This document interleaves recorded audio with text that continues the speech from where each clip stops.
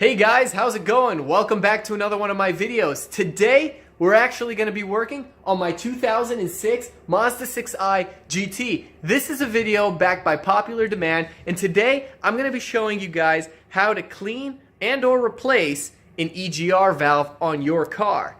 Now, this video has been asked from me about a month ago. I just didn't have the time to do it, but here I'm bringing it to you guys. Today we're going to be showing how to find, first of all, the EGR valve on your car. I'm going to be showing you guys how to take it apart and then clean it. Now, there are two reasons why you probably want to clean or replace the EGR valve on your car. First, you might have a check engine light that'll indicate that there's something wrong with the EGR valve.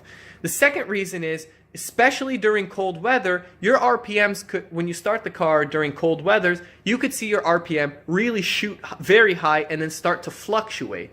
And then once it warms up, then it gets a little bit better. Usually those are big signs of EGR failure, and you can get away with cleaning them, at least most of them. Some EGRs, they don't really like to be cleaned, and you just have to get a new one. Mazdas generally tend to fall in that category. But of course, carb cleaner or brake cleaner is really cheap, so take it out, clean it up, and if it works, it's a lot better. If not, there's a big aftermarket for these cars, and you can go get a lot of replacements from AutoZone, Advanced Auto O'Reilly's, and online parts like Rock Auto. So let's get started. So to begin with, we need to first of all identify where the EGR valve is. And on top of that, we need to explain what the EGR valve really does. Now, as you can see, this is the 2.3 liter 4-cylinder MZR engine that Mazda offers. It's been offering it for a long time on its first generation Mazda 6s and first generation Mazda 3s. Now, if you kind of come to this side of the engine, the driver's side, and you kind of look towards the valve body, you'll see right behind it you've got this thing right here. And this is actually the top of the EGR valve. And the EGR valve itself is kind of right underneath that cap. So as you can see, there's the top of it, and it kind of extends all the way to the bottom over there.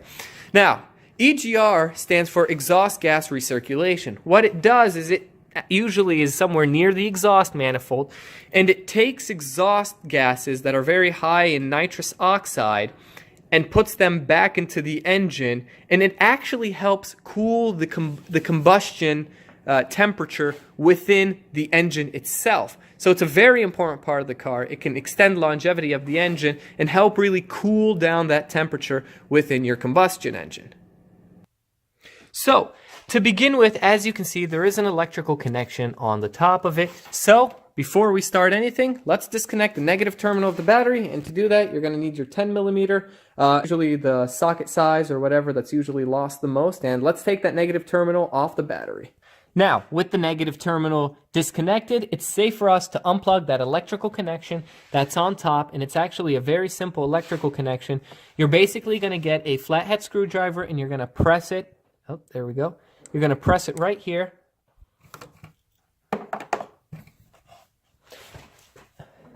And you're going to push out. And usually these things will be stuck. They've been on for a long time, but there we go. The next thing that we're going to have to do, just by looking at it, we can immediately tell that there's this coolant hose that goes to your upper radiator. Your upper radiator coolant hose is actually going to be in the way. And as you can see down here, there are about 3 or 4 bolts on either side of this EGR valve that we're going to have to get off, as well as this line over here. So, what we're going to have to do first is kind of take this hose out of the way. That way we can sneak in a ratchet with a socket. So guys, to be able to take this EGR valve out, now that we've got this coolant hose disconnected, there's actually only 2 bolts holding it on. As you can see, there's one right there, and there's going to be one on the other side. You can actually just barely see it. If you look on it from this side, you can barely see it's just showing. Maybe I can zoom into it a little bit more. But that is just the tip of it right down there. Just right down there, that's the tip of it. And they're on either, of course, there's one on either side of the thing, of the EGR valve. So there's one, and then the other one's on that side. And we're going to have to get to it. but it's going to be really difficult. Now that one you can get out pretty easily. Just by taking that hose off, you should be able to fit a 10 millimeter long socket in there and get to it. Now, the other one, however, because it's so recessed back in there, you're actually not going to be able to get to it unless you remove the battery and the battery tray as well. So, to remove the battery tray, of course, you're going to need a 10 millimeter socket right here and take that out. You're going to need to loosen this up, take that out, take the 10 millimeter from the positive terminal out. Let's take the battery out, and underneath that there's going to be 2 screws holding on the battery tray, and then we'll take that off. So, battery's out. 1, 2, 10 millimeters, and we'll take this battery tray out. Hey guys, so going back to this, like I said, there's 2 bolts. There's one right there, and there's the second one right up there. You really can't see it. It's right there. But you can't really get to it just because there's this huge coolant passage that goes to the block of your engine, blocking it, which I guess they put it there for, no pun intended, but they maybe put it there for a reason. Oh, let's have this coolant go to the block, and it'll be blocking this EGR valve bolt right here. And it is simply impossible to get to with your regular hand tools. Now, I've come up with an amazing contraption to help you guys get around this, and here it is right here. This is going to be the savior of getting that bolt out. What this is a 3/8 inch swivel socket attached to an adapter. This is a 3/8 to 1/4 inch adapter. Then you have a 1/4 inch swivel socket, and then you have a 10 millimeter 1/4 inch short socket. Now, the reason I use this one was because, and you could say, oh, why don't you just use the 1/4 inch stuff and disregard that? But you got to remember, if you're going to try to use these small little 1/4 inch ratchets, that bolt isn't going to come out, because those things, believe it or not, are torqued pretty hard, and a 1/4 inch isn't going to give you enough torque. Plus, on top of that, you really have to kind of snake it in to be able to get enough leverage with your 3/8 ratchet. So kind of, I might show you guys, see how well this goes. But you see, you get your contraption, you see it's very flexible and bendable. And then you're going to be able to kind of fish this around.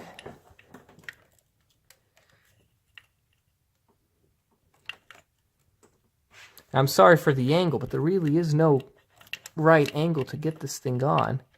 But as you can see here, my finger's right there where that bolt is. I hope you guys can see it. And the socket is almost on. There it is. And there it is. The socket is right on it.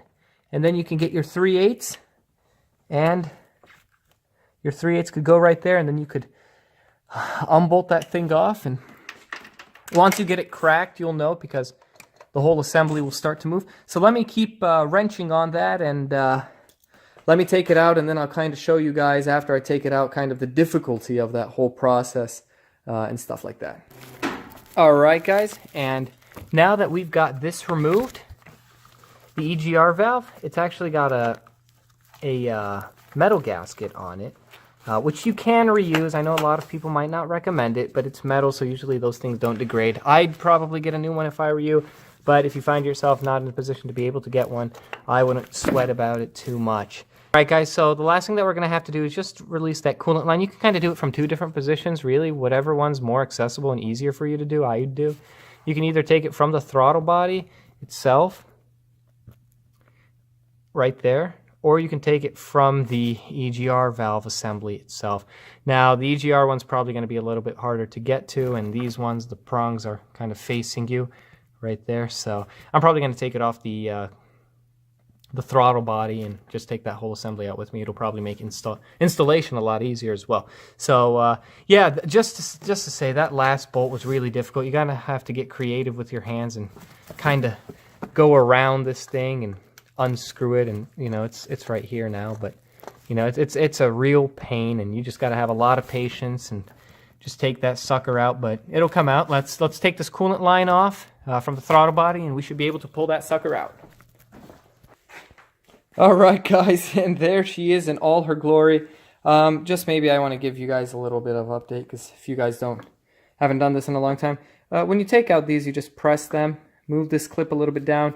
Usually these rubber hoses will still be stuck on that nipple from the throttle body. So just get your pliers on there and just shake it. That way it breaks that connection, and then just pull it down and it should come right off.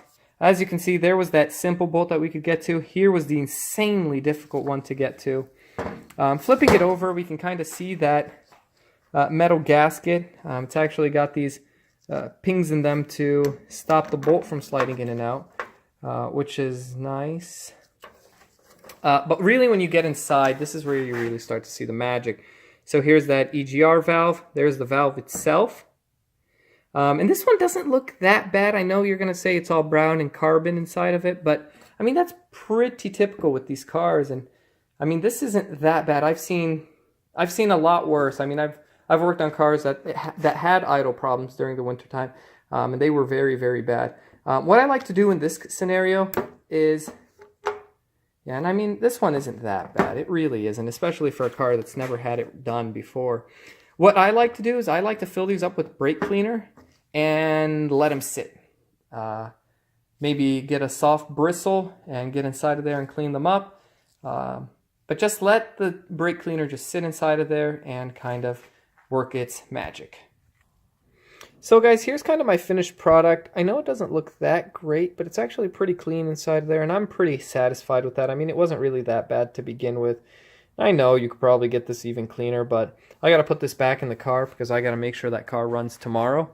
But what I kind of did was I kind of used a mixture of stuff. I used some WD-40 because it's just a well-rounded spray. You can really do a lot with it. And then brake cleaner. Just let it sit sometimes for 10-15 minutes. Other times I'd use a pick, and just get in there and kind of agitate the carbon and then throw it out and refill it up with brake cleaner. If you guys have any suggestions on something stronger that can take this carbon out, please let me know. You know, I hope we can keep benefiting each other. I'm just doing what I know.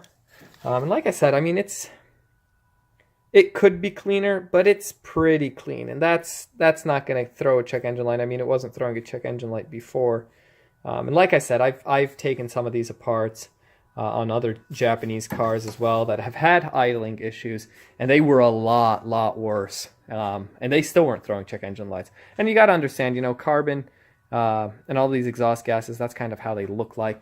This is a dirty job. You know, as you'll see, my hands and gloves are covered with all this stuff. And so I wanted to show you guys kind of how this thing looks like when you take it out.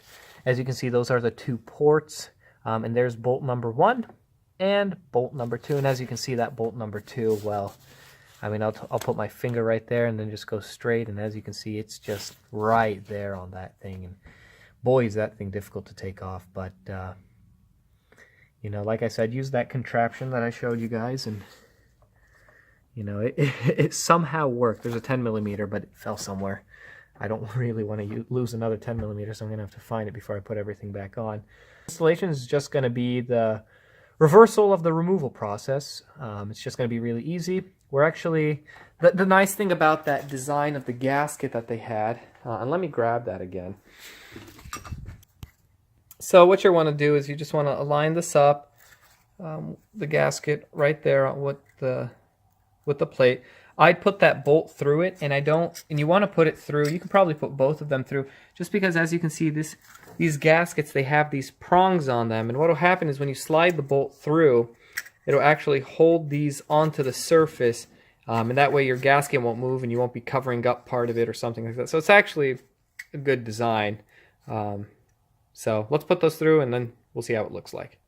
So guys, as you can see, if you put those bolts through and they snap onto that ring and those tabs, it really kind of locks this gasket in place. It's a very minimal move, and then you're able to put the thing back on without having to fear the gasket moving and everything like that. So what you probably want to do, I'd leave the coolant hose until the end. I'd put it in and get both of them started, both bolts started in, and kind of get them hand tight. Put the coolant hose down, put a coolant hose on, and then tighten these bolts up. I don't know the exact specs on how much torque you want to torque these down to, but just get them hand tight. Or excuse me, you just want to get them snug with the ratchet. You don't want to get them too tight on, but at the same time you don't want to put them too loose. And You can kind of check these after you're done. We'll start the engine and put our hand around this and make sure that it's not leaking anything or there's no gases or something like that. Alright guys, so the next thing you want to do after you have all of those lines patched up, make sure you return the coolant hose back to the throttle body. Make sure you tighten those 2 bolts back up. They're pretty hard to get to. I found using the 1/4 inch small little ratchet with 10 millimeter was able to get to that back one and tighten it up pretty well. You just got to get them snug. And then make sure you put the battery tray, positive, negative terminal back in. So the last important step you want to do is make sure you bleed the coolant on your car. Because you took that radiator hose out, you're going to have a lot of air in the system. The best way I found to cool these bleed these Mazda 6s and all these Mazda cars is take this cap off and turn the car on. You'll see the level drop and just keep adding coolant until it's on the top, and what you'll see is you'll start seeing bubbles pop up and the level go back down, and just keep filling it up until you put it in here and it doesn't pop bubbles anymore, and it just stays at that level for maybe 20 or 30 seconds. That's how you know there's no more air in the system and you've got it out. Make sure you wait until the car gets to operating temperature, and that way you'll make sure you won't have any air pockets and you won't overheat your car. I hope you guys enjoyed this video, and I hope you guys learned how to clean or replace your EGR valve on your car. Like I said in the beginning, it is a pretty important part of your car. You want to make sure that that thing is clear and clean. And if I missed anything in the video, or you guys need a little bit more explanation on something, or something wasn't that clear, make sure to drop a comment on the video. I'm really good at responding to all of my comments, and I'll make sure to help you guys as much as possible. Be sure to check out my next video coming out soon. It'll actually be how to change a valve cover gasket on these exact 2.3 liter Mazda 6s. Until then, I'll see you guys next time. Thanks for watching.